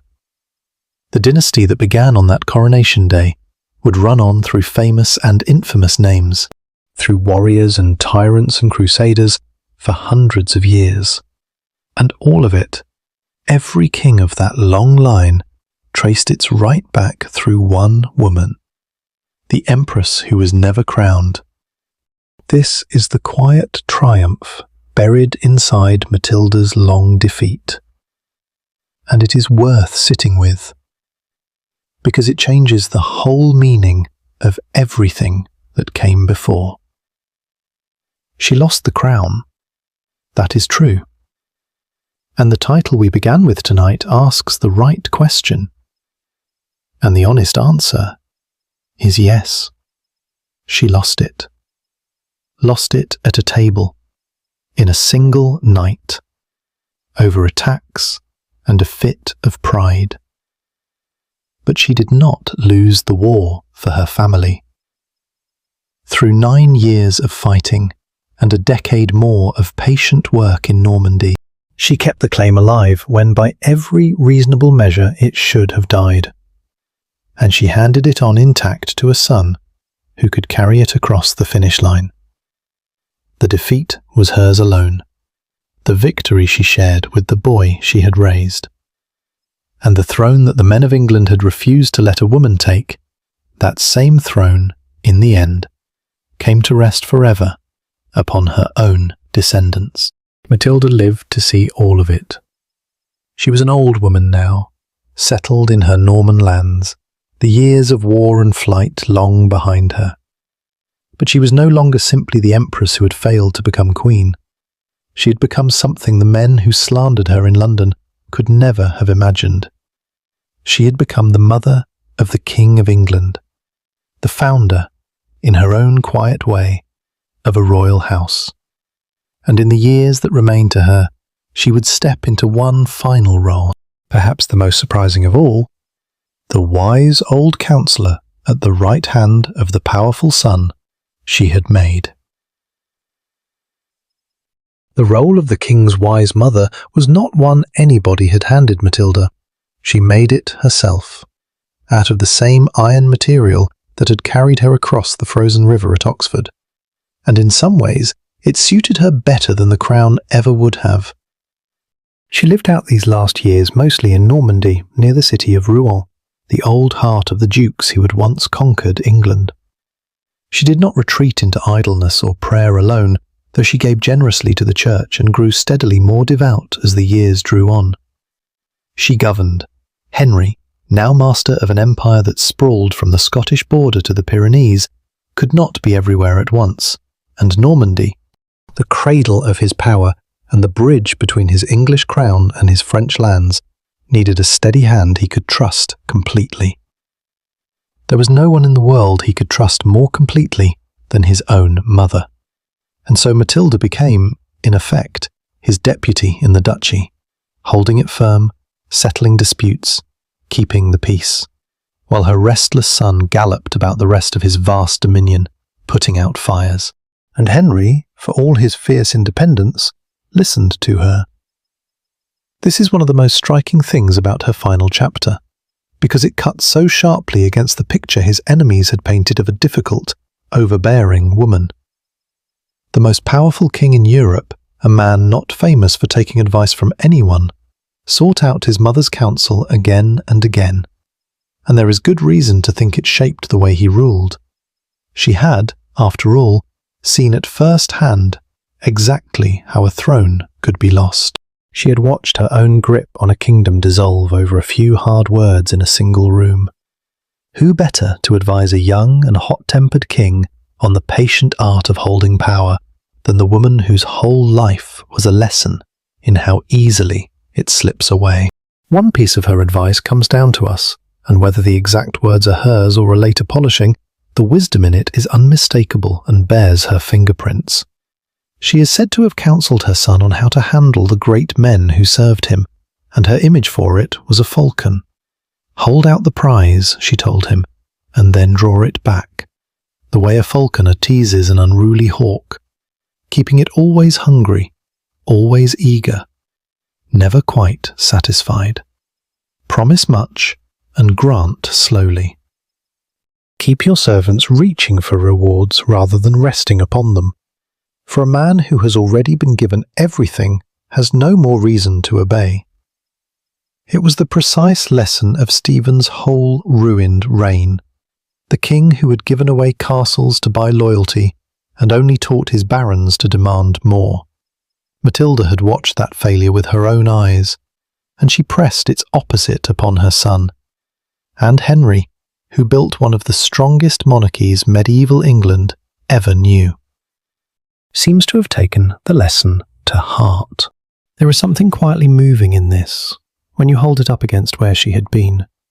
The woman who had been driven from London for her supposed arrogance, who had been told, in effect, that she did not know how to rule, spent her last years teaching the most successful king of the age how to keep his throne. The skills that had failed her in that one fatal moment, the hardness, the long memory, the refusal to be pushed, were exactly the skills she now passed to a son who could use them without the one disadvantage that had sunk her. The disadvantage of being a woman in a world that would not bend. She could not soften the men of England into accepting her, but she could pour everything she had learned into the one person they would accept, and through him, at one remove, finally rule. Her later years were not without their sorrows and their troubles, for the family she had raised to greatness was a fierce and quarrelsome one, and Henry's empire was never quiet for long.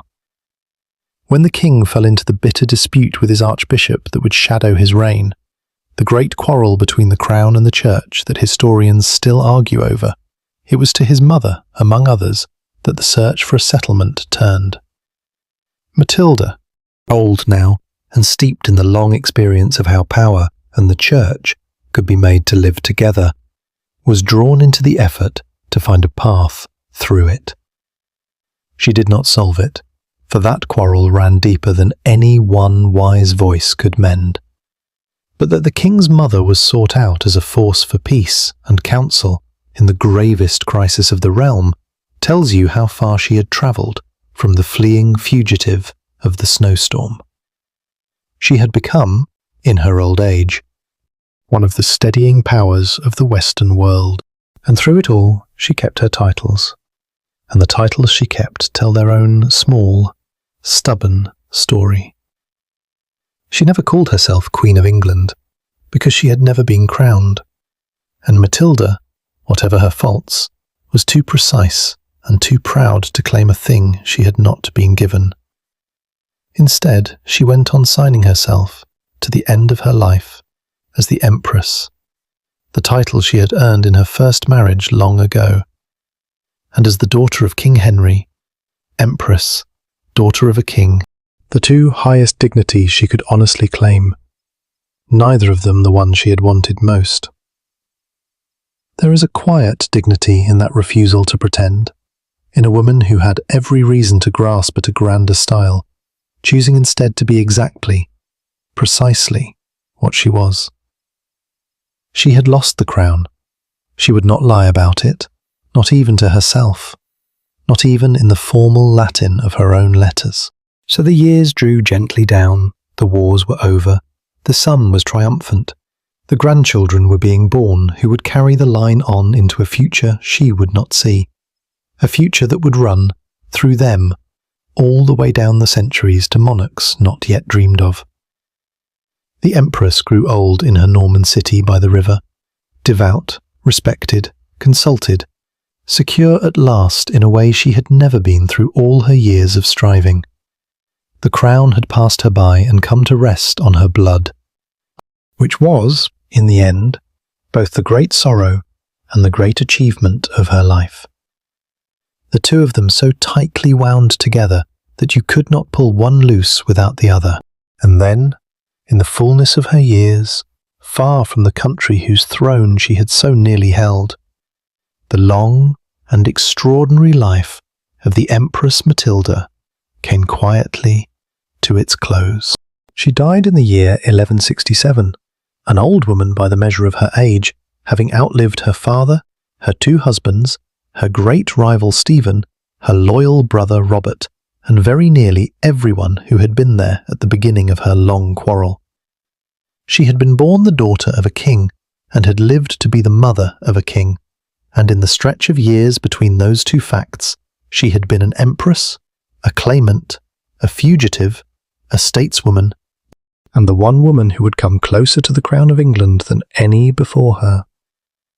They buried her in Normandy, in a religious house she had loved and enriched, in the land of her ancestors, rather than the land of the throne she had failed to win. And it is on her tomb, in the words chosen to sum up a whole life, that her story finds its strangest and most haunting final note. For when those who buried her reached for an epitaph, for the few lines that would tell the ages to come who this woman had been, they wrote something that has echoed down the centuries, precisely because of what it leaves out. The epitaph praised her by naming the great men of her life. It called her great by her birth, for she was the daughter of a king. It called her greater by her marriage, for she had been the wife of an emperor. And it called her greatest of all by her child, for she was the mother of a king.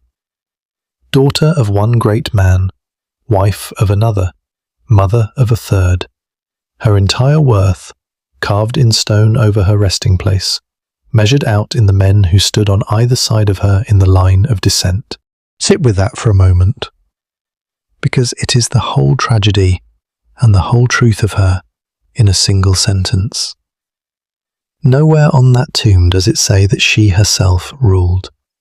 Nowhere does it call her queen, because she never was one.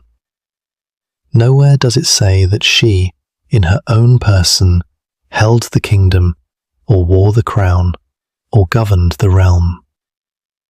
The woman who had crossed the sea to claim a throne in her own right, who had been proclaimed Lady of the English, who had held a king in chains and stood one evening from her coronation, was remembered in the end not for anything she had been in herself, but for the men she stood between. Her father gave her greatness, her husband added to it, her son completed it, and she, the fierce and brilliant centre of it all, was honoured as the vessel that carried greatness from one generation of men to the next. It is impossible to read that epitaph today without feeling the quiet injustice in it, and also, strangely, the deep truth. Because in one sense it is simply wrong. A failure of the men who wrote it to see the woman in front of them, reducing a person of enormous will and ability to a link in a chain of fathers and sons. But in another sense it captured, without meaning to, the exact shape of what her world had done to her. She had wanted to be the centre of her own story, the queen in her own right, the ruler whose greatness was her own, and her world had refused her that, again and again, not because she lacked the ability, but because she was a woman, and her world had no room in it for a woman who ruled alone. So it allowed her to be a daughter, and a wife, and a mother of greatness, every role except the one she had reached for. The epitaph did not invent her cage, it only described it. And yet there is something the men who carved those proud, limiting words did not understand. Something that turns the whole epitaph inside out if you look at it long enough. They thought they were praising her for being the mother of a king, as if that were a small and borrowed kind of glory, a reflected light. They did not grasp that in being the mother of that particular king, she had done the one thing that truly lasts. Her father's greatness died with his line in the male part. Her husband's empire passed into other hands. But the thing she carried, the claim, the blood, the right of the old king passed through her body to her son, did not stop with Henry. It ran on. It ran into his children, and their children, and on and on down the generations, through every turn and tragedy of the centuries that followed. Every single monarch who has sat on the throne of England from her son's day to this one descends from her. Every king and queen of that long line, all the famous names and all the forgotten ones, carries her blood and her claim. The crown she was never allowed to wear has been worn, without a single break, by her own descendants for more than 800 years. The men who wrote that she was merely the mother of a king thought they were measuring the limit of her achievement. They were, in fact, describing the one form of immortality their world could not deny her. She did not get to wear the crown. She got to become the source of everyone who did. So she lies there still in her Norman ground, under an epitaph that names 3 men and forgets the woman. And that small, carved injustice is, in its way, the perfect monument to her, because it gets her exactly wrong in exactly the way her whole life was gotten wrong. She was never queen. She was always, the stone insists, somebody's daughter, and somebody's wife, and somebody's mother. And out of that narrow, borrowed, second-hand greatness, she built, almost in spite of the men who would only let her be a vessel, a line of kings that has not yet ended. Which brings us, at the very last, all the way back to where we began tonight, to that quiet list of names, the kings and queens of England set down in order, and to the small, strange gap hidden inside it, the place where a woman should be, and somehow is not. We started with a question. We can answer it now, and the answer, it turns out, is far stranger and far more interesting than a simple yes. Did the first English queen lose her crown? The honest answer has 2 halves, and they pull in opposite directions, and the whole meaning of her life lives in the space between them. Yes, she lost it. That much is plain and beyond argument. Matilda was the first woman in English history to be named heir to the throne in her own right, the first to be proclaimed ruler of the realm, the first to come within touching distance of the crown. And she lost it. Not on a battlefield, not to a stronger army, not to a cleverer rival, but at a feast table on a summer evening, over a tax and a few hard words, when a proud city she needed asked her for mercy, and she gave it scorn. She had the throne of England nearer to her hand than any woman before her, and it slipped away in the ringing of alarm bells and a panicked ride through the dark, and she never got it back. So yes, the first English queen, if we are willing to call her that, lost her crown, and she lost it in a single night. But here is the other half, the half that turns the whole story around. She was never, strictly, a queen at all. And that is why the gap in the list is so strange. To lose a crown, he must first have worn one, and the oil never touched her head. She died the Lady of the English, not the Queen, and so the careful keepers of the royal lists, the people who decide whose name belongs in that long, quiet line, mostly left her out.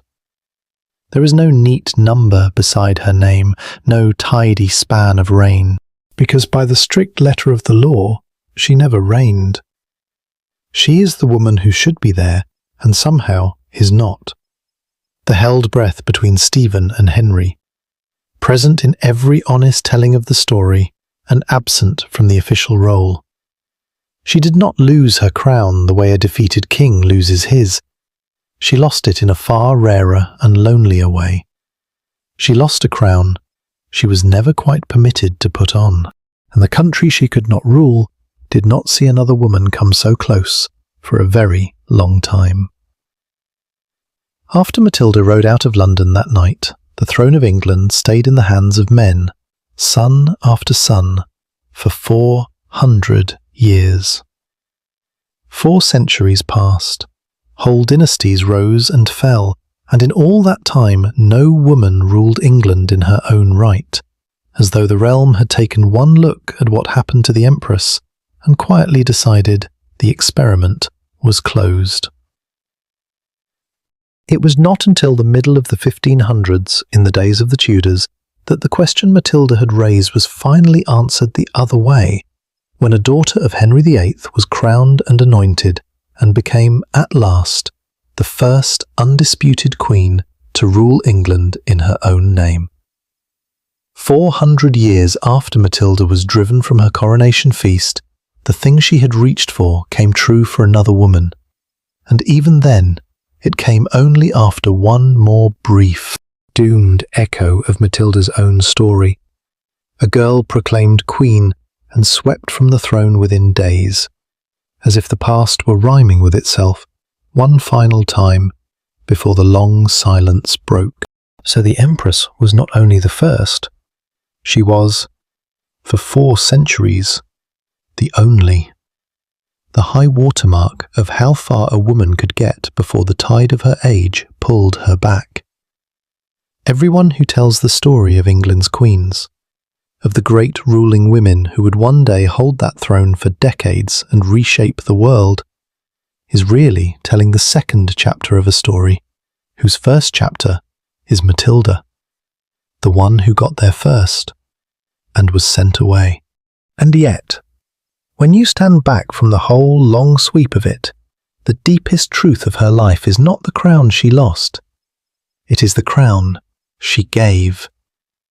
Because that throne she was driven from, that crown that stayed in the hands of men for 400 years and then passed to queens at last, was worn through all those centuries, every single year of them, by her own descendants. Her son took it.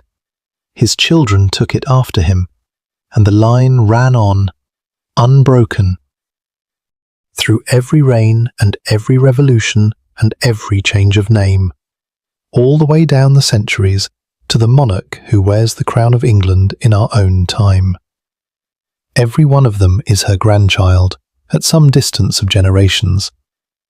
The blood she carried out of London in the dark, the claim that was driven from that feast, did not die that night. It simply waited, and then it inherited everything. This is what makes the gap in the list so quietly astonishing once you understand it. We look at that long line of names and we notice the small empty space where Matilda should be. And we think of it as an absence, a failure, a woman written out. But it is the opposite. She is not missing from the list. She is the spring the whole list flows from. Every name that comes after her, all of them, are hers. The men who carved her epitaph thought they were paying her a modest compliment when they called her the mother of a king. They did not realize they were describing the most enduring crown of all. Not a circle of gold worn for a few years and buried, but a line of inheritance that has outlasted everything, that is still, after more than 800 years, going on. So the next time you come across that quiet list of names, the kings and queens of England set down in order, let your eye rest for a moment on the small gap between Stephen and Henry, on the empty place where a name should be. There is no crown drawn there. There is no reign recorded. By the strict letter of the law, there is nothing at all, but you know now what is really in that space. It is a woman in a white cloak, crossing a frozen river in the dark, choosing the snow over surrender. It is a feast laid for a coronation that never came, growing cold in an empty hall. It is an empress signing her name to the very end as exactly what she was and no more. and it is the still, secret source of every name that follows it down the page. The crown that was lost in a single night, and then, through her, never lost again. The lamp can go out now. The story is told.